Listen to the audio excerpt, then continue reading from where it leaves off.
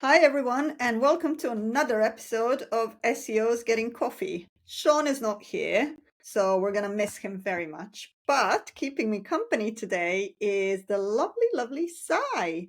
Sai is joining us as the Director of Organic Search at Amber. And Amber, from what I understand, and I want to hear a bit more about this, is basically similar to booking.com but for student accommodation. So she's working in-house at a brand. She's been working in SEO for over 8 years, so loads of experience there. She worked for more than 70 big brands. I mean, different sizes brand, but more than 70 brands, which is impressive. And Sai, we're super excited to have you with us. We're going to be Likewise. talking. Oh, yes. We're going to be talking about one of my favorite topics. I always say that, but I'm interested in everything, which is Google Search Console. How do you use it? How not to use it? Do we love it? Do we hate it? Obviously, we love it. Spoiler alert. And we'll just cover everything to do with Google Search Console. So, Sai, over to you. Is there anything that I've missed out in your introduction? I think we've covered it all and super happy to be here. Since the way we've met, I think it has been electrifying for me to just be on the call with you guys. And unfortunately, we don't have Sean with us, but I think we are going to make a blast. So Yeah, no worries over there. yeah, yeah. I mean, And look, girl power, isn't it? oh, of course, content is Obviously. queen, way we Yeah, say. yeah, exactly. Content is queen. That's, that idea. We should use that more. We should use that You're more. right. It's Yeah, 2024. Come definitely. on. Yeah, yeah, exactly. Exactly. Content is king. I never thought about it this way. We could sit here and talk about like, queens and kings and That'll be a long call. yeah, and gender neutral pronouns and all of that. But we're here to talk about Google Search Console. Yes. So shall we Yeah. dive in? Oh, of course. Let's do it. Excellent. Brett, do you have a coffee? Oh, It's I okay if have you don't have a coffee. Oh, I Oh, have it there you go. ready. You do not start your day without one. Oh, Absolutely yeah, not. you're just starting your day. It's almost like it's the afternoon here in the UK. Um, anyway, so one of the things that happened to me when I was hiring somebody Hmm. was I was kind of under the impression that all SEOs have used Google Search Console. I mean, I Hmm. used it Hmm. Hmm. back when it was Webmaster's Tools. Oh, wow. Yes, yes, Yeah, yes. yeah, I loved it. And I thought that was a much better name for it. But anyway, I digress. So I hired somebody who had several years of experience in digital marketing with other agencies, only Wow. to Okay. find out that actually he hasn't used Google Search Console. What? Yeah, Oh my God. yeah, Oh didn't my use it. God. The world is So turned upside down for me. yeah, exactly. This is what I mean. So now I actually have to add it into my like interview questions. Have Wow. you used Okay. it and how have you used it? Yeah. So what's your opinion on SEOs not using Google Search Console? Well, for me, I think, GSE is my control center. It would basically be, a difference between guessing and knowing. So you absolutely have to use GSE. It's not optional for any SEO out there. I think I always tell people that, with GSE, you don't need to guess what's happening on Google. You get hard facts and you can simply act on them. So, it's sort of giving you a direct feedback. I'm actually surprised that people out there are doing SEO, have experience, and not used Search Console at all. Very surprising. Yeah, Absolutely. I was shocked. I was Yeah. shocked. I thought that was a given. But one of the things that you said, and that's interesting, is I completely agree. It's like your point of truth, but they don't tell you everything. Oh, they never So tell you everything. They yeah, never tell you everything. I think that's sort of exactly. the catch. But again, like if the biggest search engine on the planet is giving you direct insights, you can't beat that level, right? And maybe it's not, of course, so Search Console is not the only tool, but it's fundamental. It provides data that no other tool can, and it simply comes from the source. So you've got no other option than to trust it, right? I mean, you could employ a lot of third party tools out there and estimate your rankings and everything. GSE tells you what Google sees, like real search queries, real CTRs and impressions and everything. And that's gold right there. That's absolute gold right there. And I believe that, I've seen clients while I was working with Denso and Publicis, I've seen clients stress over their rankings drop despite, like, with their narration, despite having a very strong backlink profile, despite having optimized content. And I think, like you, I'm at times surprised that why is nobody digging into GSE? And you often find the real problem there. Technical But that's issues, it could be crawling, indexing, anything, and these third party tools just won't catch it. So of yeah. course, I mean, learning and using GSE for any SEO is not optional. Without it, you're just flying blind.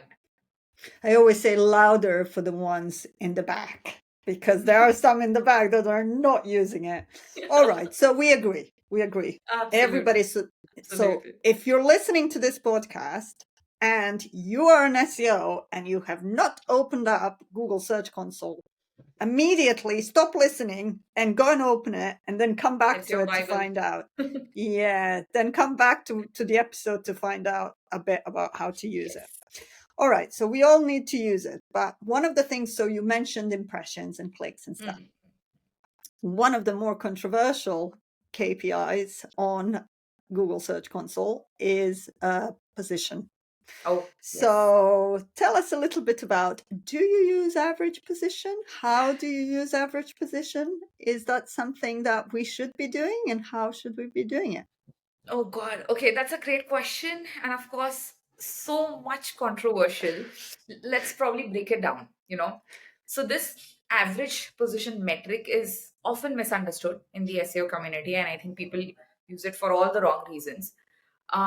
Understand one thing, that it is a weighted impression driven metric, The truth with average position is like you're looking at an average of multiple realities in search console.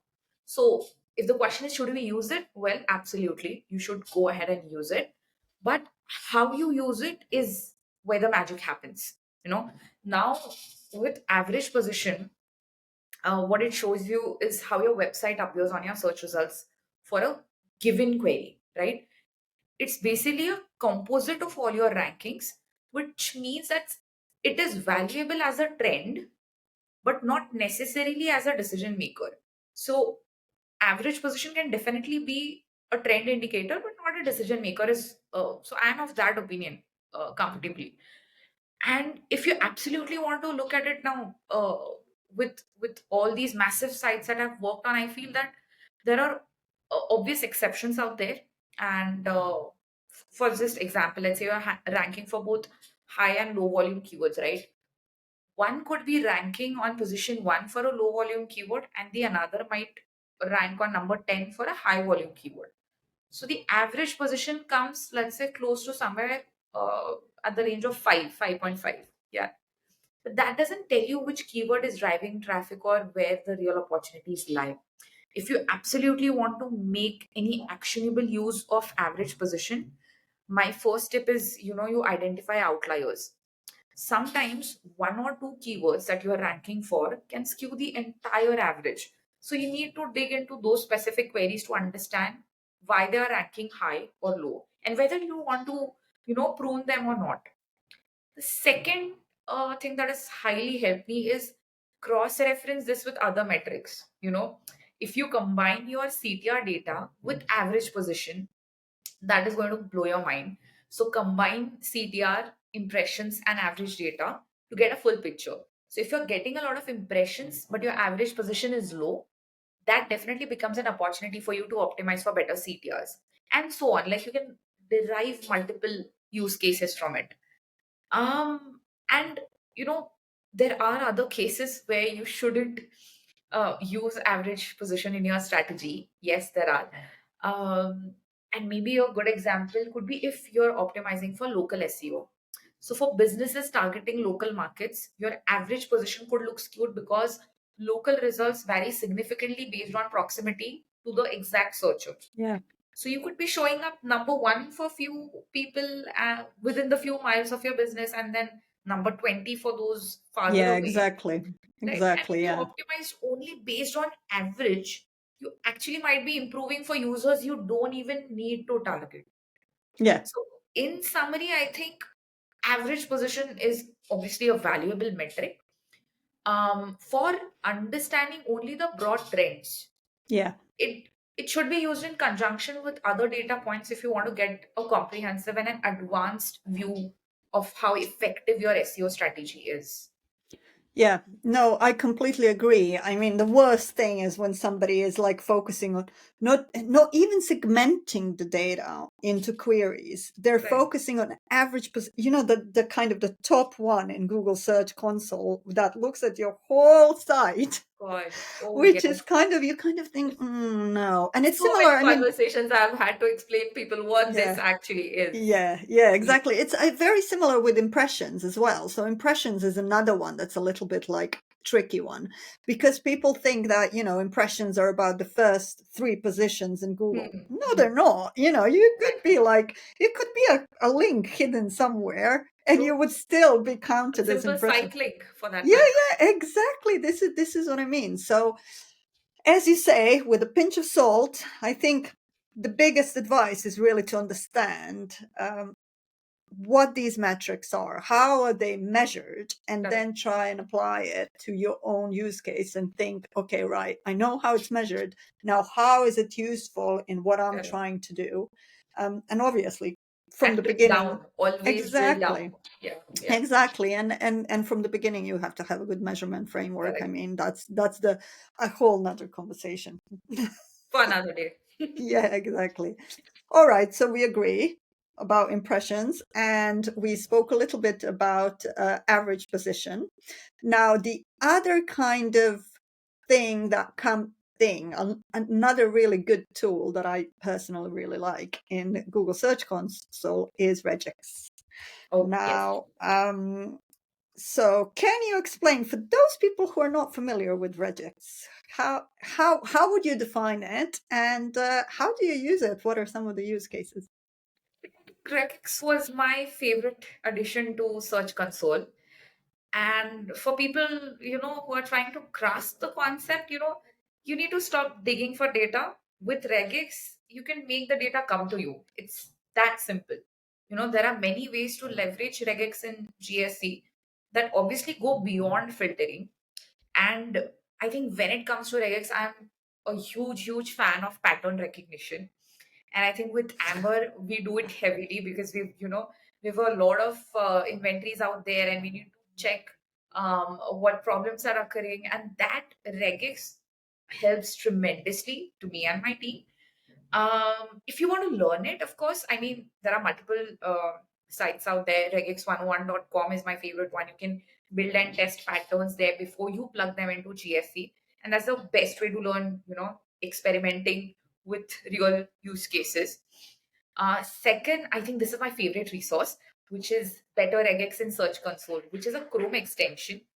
And I Mhm. absolutely love to use I it. have it. I have it Oh, as well. wonderful. That's the Yes, one that has like, so it has a few of them that are already made for you. So, right, for right, right. example, questions and things like Of that, course, all which is those brilliant. presets Yeah. available, of course. And it's Yeah. developed by the head of SEO at Wix.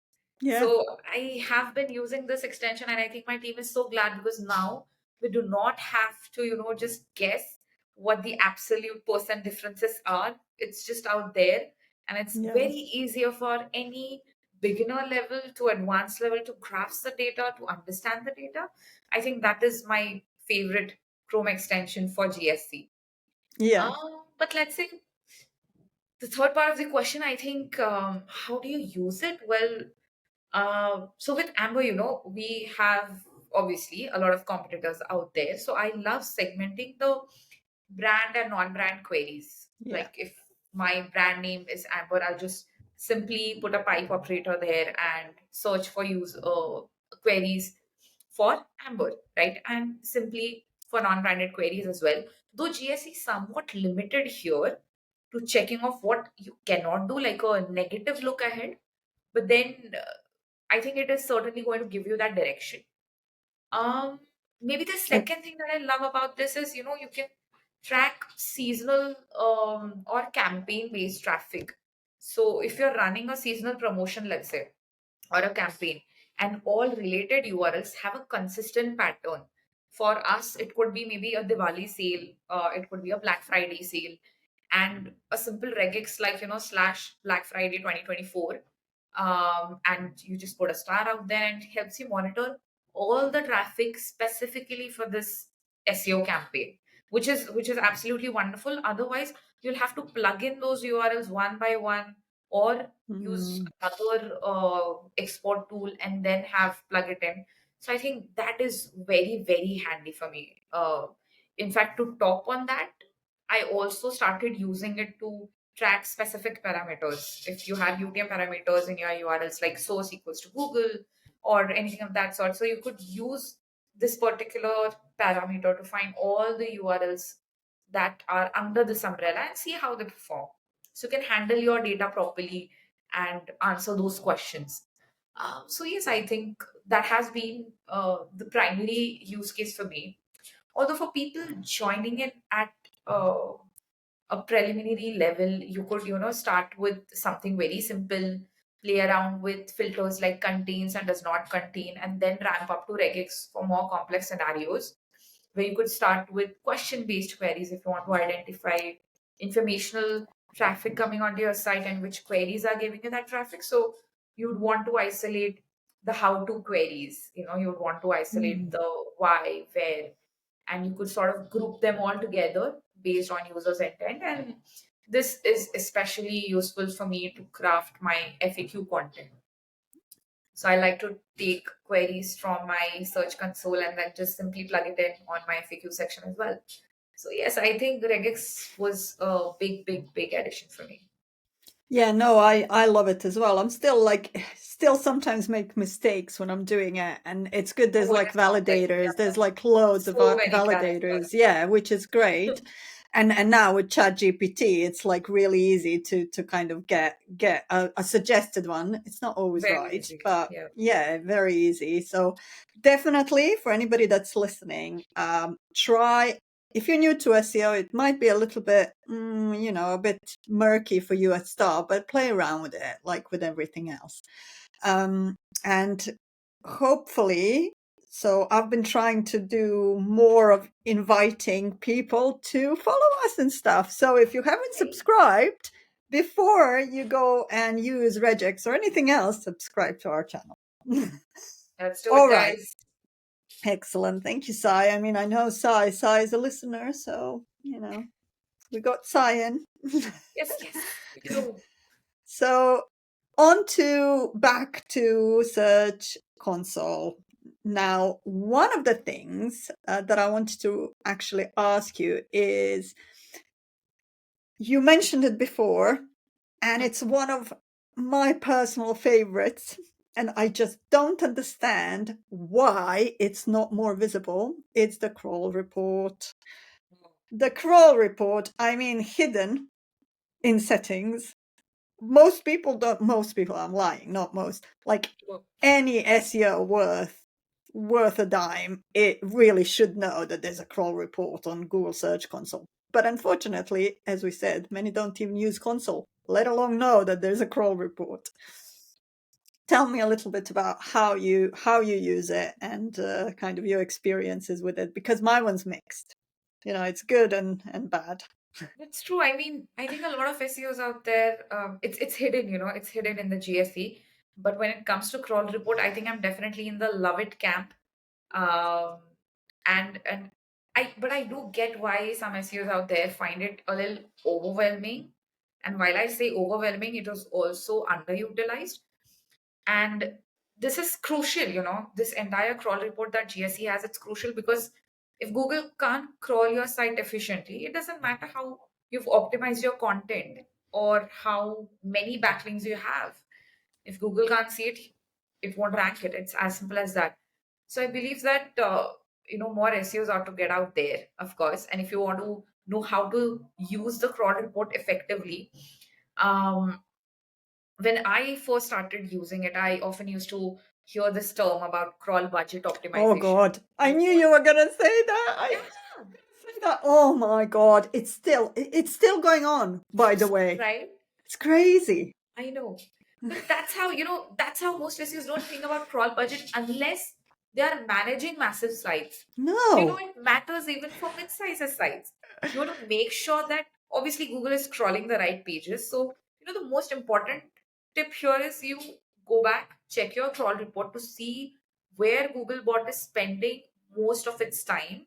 If it's spending too much time on unimportant pages like maybe your category pages, your parameter pages, your filtered pages, or maybe your outdated, irrelevant blog post, you might need to optimize that. And a simple way could be, just put a no index tag to prevent that wasted crawl budget.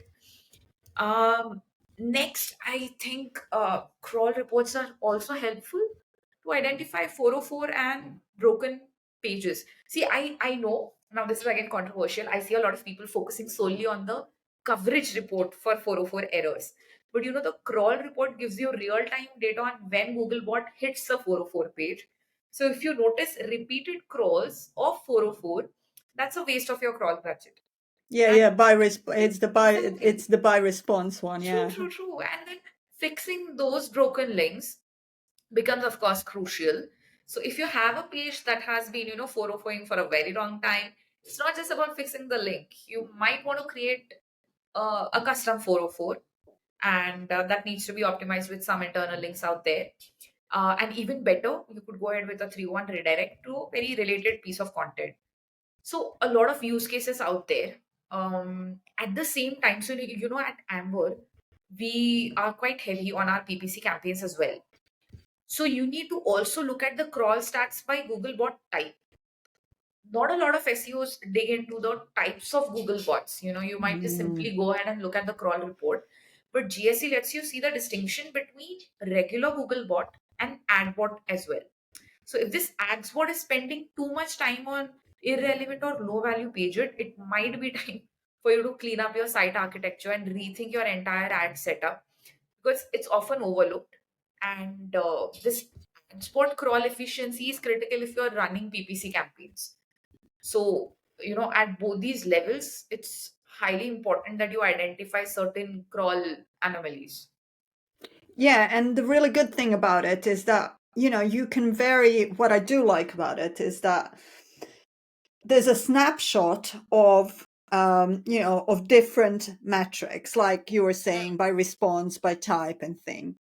And Mhm. already as a snapshot, you can see where you need to dig in further, Correct, like correct, correct. coming back to your 404 question. If you're seeing like our website, we have Google is not actually spending much time doing our 404s. I kind of know that there's some 404 pages on there, but there's no Hmm. problem. And I know that they don't have links. Most importantly, they're not linked to from anywhere. So I'm just ignoring them because sometimes if you're thinking about a big site, the only, the, the only kind of I like my Google Search Console to be nice and tidy and organized. And when you have a lot of 404 pages, then it doesn't look like that. But that's just me being OCD rather than actually you having to, like, oh my God, I have 404s on No, my no, no. website. I think Everybody does. that's every SEO out there. That's every Yeah. SEO out there, and we all have our OCDs. But good that you pointed this out. There are a few mystery errors that don't fit into 404s and 500s or any defined categories, and that is something that is often overlooked when Googlebot, comes across these crawl anomalies. So digging into these anomalies is also important because it can identify if there are any misconfigurations in your server settings or your CDN problems, or maybe even your JavaScript rendering issues, right? Oh yeah, that's So a good one to look at as yeah, well. so it Looking might at not what type of fall under a files. certain bucket. Exactly, exactly. It Yeah. might not fall under a certain bucket of 400s and 500s. And those mystery errors you can probably solve by plugging GSE with some other tool. And then maybe just make sure that Google is not having any trouble accessing key parts of your site. Could be anything else. True. Yeah, exactly. And one of the kind of if you're thinking about file type and stuff like that, sometimes you Correct. log in and you realize that Google is like spending a lot of time crawling JavaScript. And True, true. immediately I think, what's hidden in that? Is that JavaScript? Does it have to be there? Is there like something really important hidden in True. that JavaScript?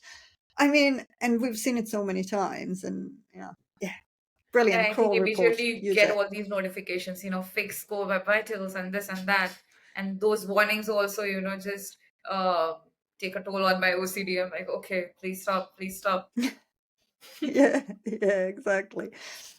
So that brings us very nicely to my next question, which is around kind of the other side of it. We spoke about like content a little bit, but obviously one of the really good things about Google Search Console is that it gives you queries and it gives you the pages and stuff. Do you use it for content side of things? How do you use it when you're thinking about like content creation and updating your content and stuff? See, this is a very interesting question because I think most of us out there use Search Console only as a reporting tool, and we might not look at it from a mine of content opportunities.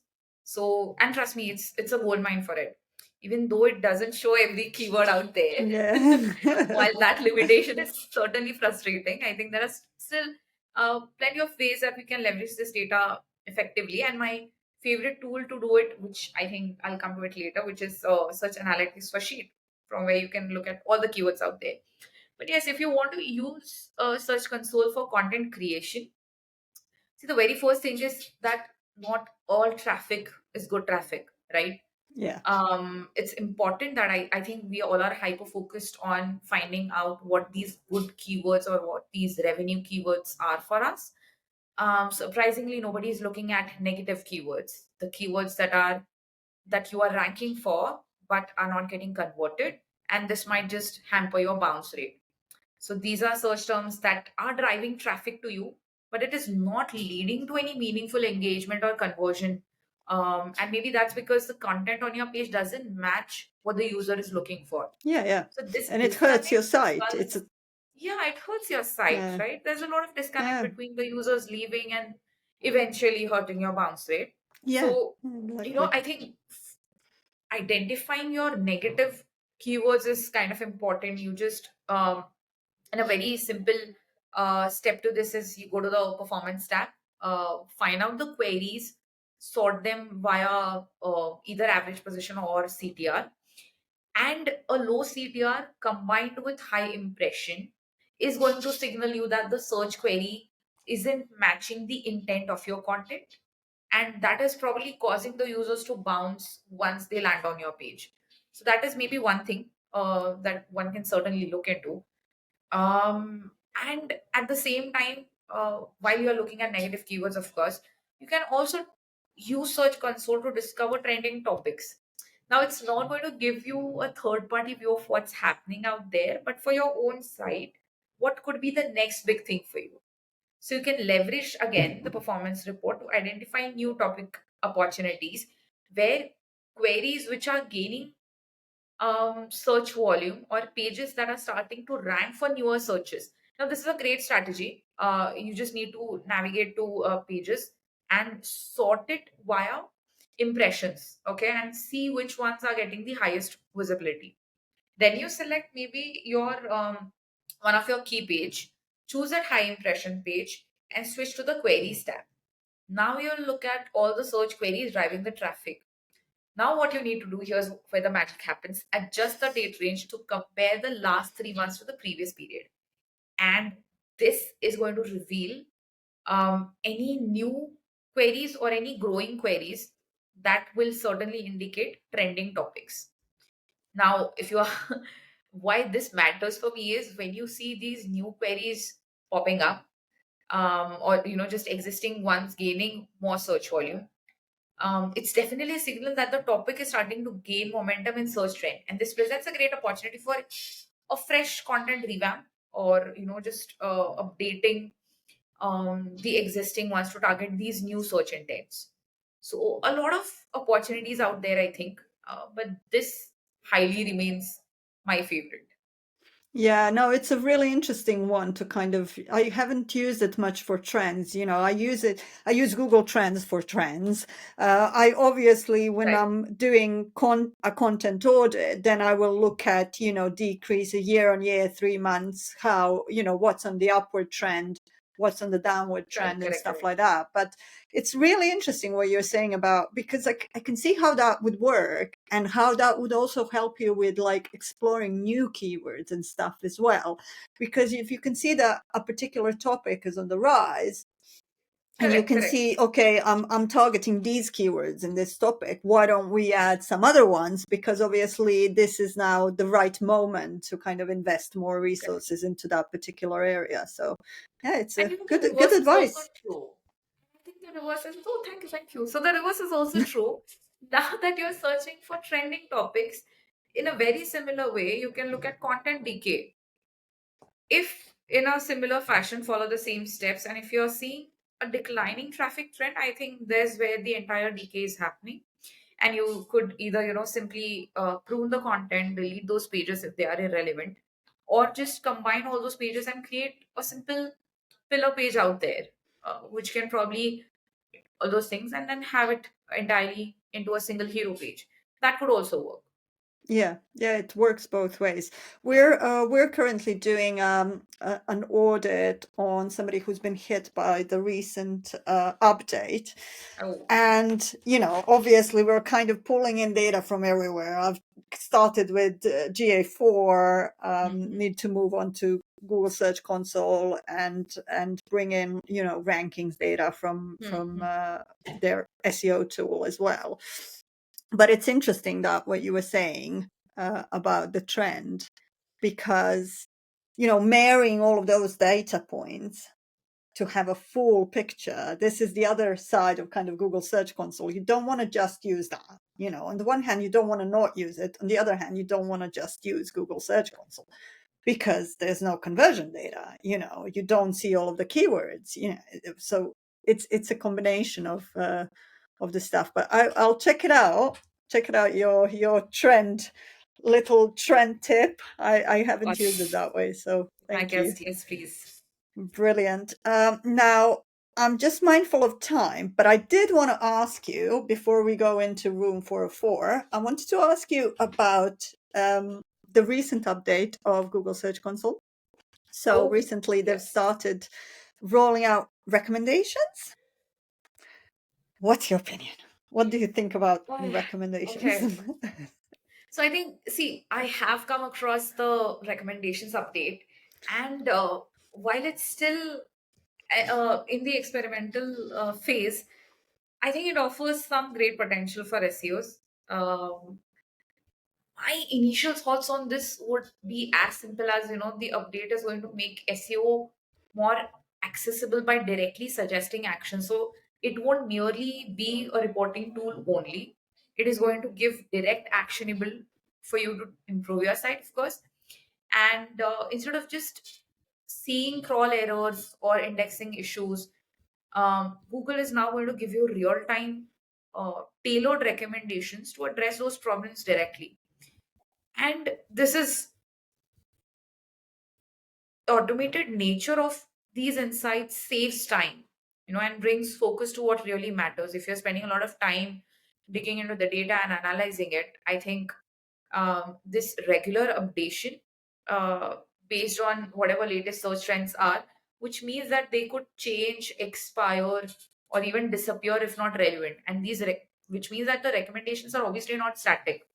So this dynamic approach, I think, is going to keep SEOs on their toes, of course, but also ensure that we are working with the most up-to-date insight for our site, of course.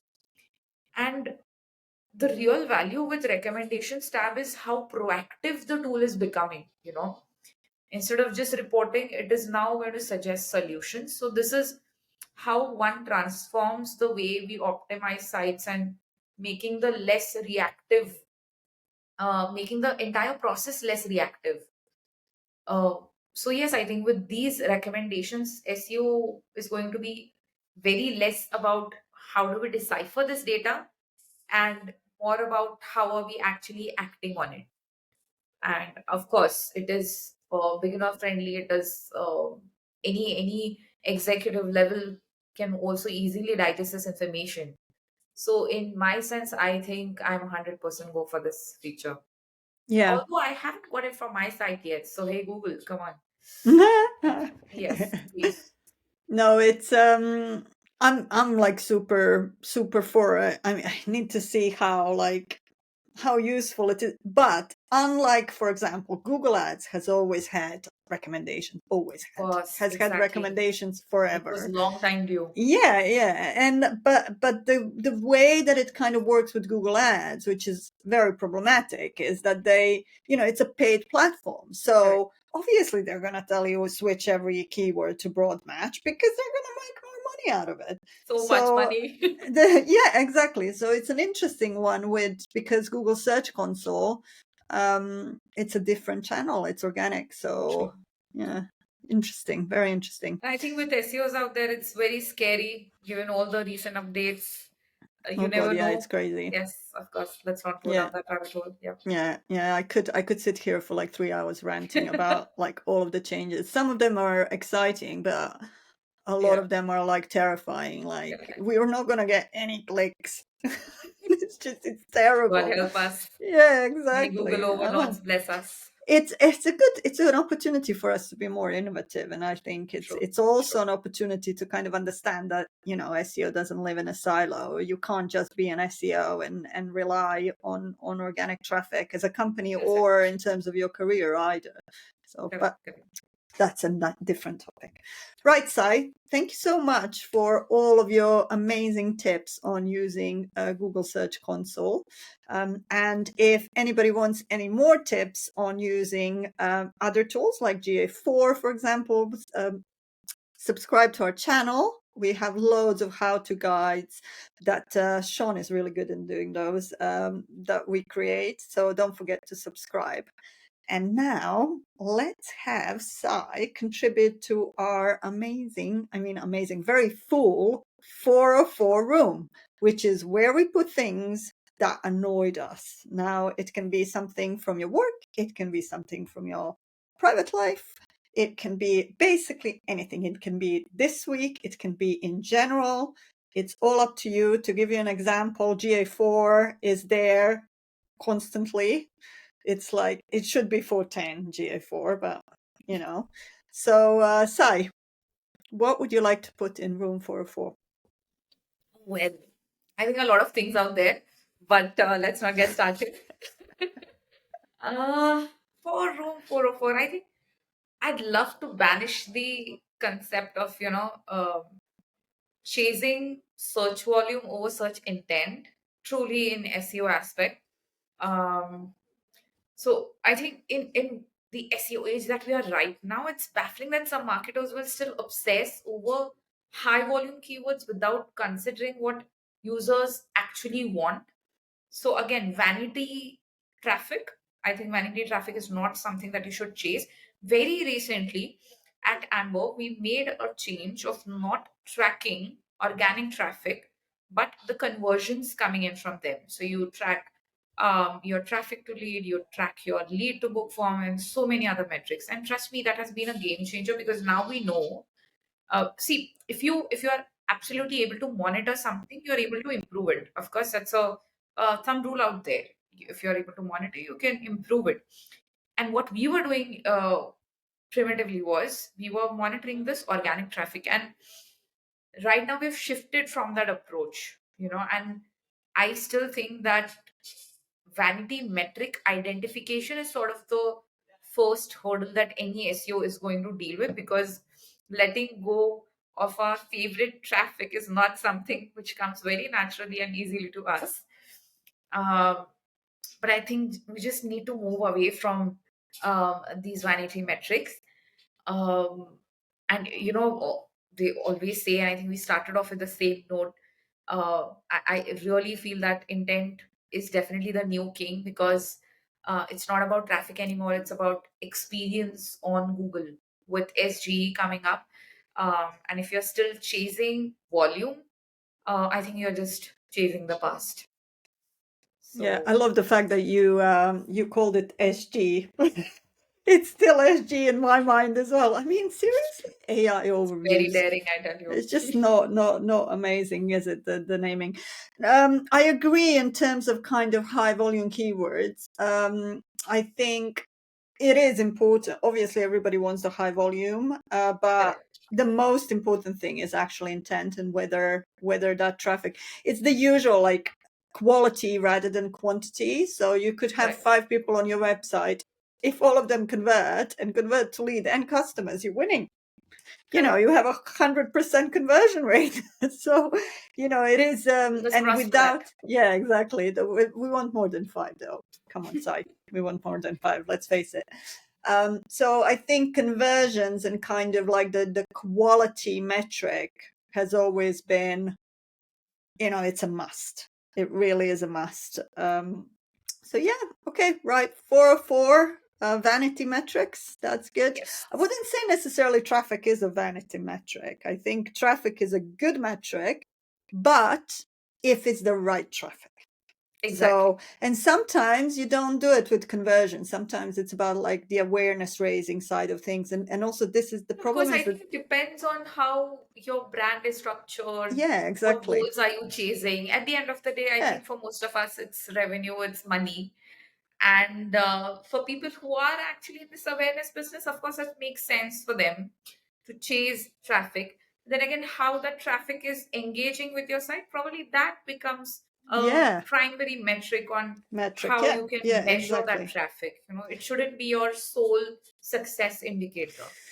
Yeah, so to kind of clarify, what we're putting in the 404 is vanity metrics, as Yes. in let's measure let's measure traffic that's not relevant traffic. What Yes. relevant means for you can be a conversion, it can be an Yes. engagement, Of it can be, course. it depends on Correct. your KPI. So for example, if you have a website about cheese and you're producing, you hire an SEO agency who all of a sudden is writing about bicycles, that's completely irrelevant traffic. Even if True. somehow you manage to rank with bicycles, I'm you're going to not going to fire get them. anything out of it. Yeah, exactly. Which I've seen that before. Yeah.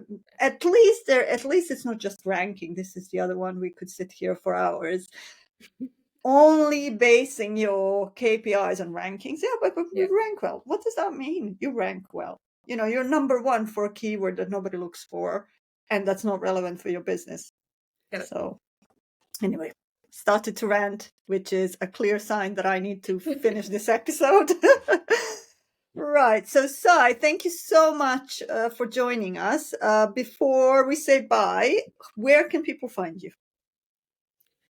Okay, so thank you for having me, of course. People can find me on Instagram. I go by the handle of SEO with Sai. It's a small channel, so do show some love, people. And you can find me on LinkedIn as well. If you have any questions, you can just DM me over there, and I'll be more than happy to answer it. Excellent. Yeah, yeah. Sai is very active on LinkedIn. It's always I great to see try. your I updates and try. stuff. All right. Thank you so much, everybody, for listening to us rant a bit about Google Search Console, give some tips about Google Search Console, and then, also talk about several other things on the periphery, which we always do, really. And hopefully you will join us for our next episode of SEOs Getting Coffee. And don't forget to subscribe to our channel. Thanks, Subscribe, Sai. people. Bye, Bye everyone. bye. Thank you.